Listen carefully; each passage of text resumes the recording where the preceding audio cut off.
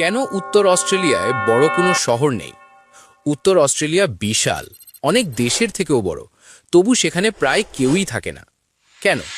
প্রথমত, আবহাওয়া। কয়েক মাস প্রচণ্ড গরম, তারপর কয়েক মাস ভয়াবহ বন্যা। ঘূর্ণিঝড় এখানে বিরল নয়, বড়ই স্বাভাবিক। সেখানে শহর বানানো মানে বারবার ধ্বংস হয়ে আবার বানানো। দ্বিতীয়ত, জমি। এই জমি খুব পুরনো, দুর্বল আর চাষের জন্য প্রায় অযোগ্য। ফসল নেই, খাবার নেই, তাই বড় জনসংখ্যা থাকার কারণও নেই।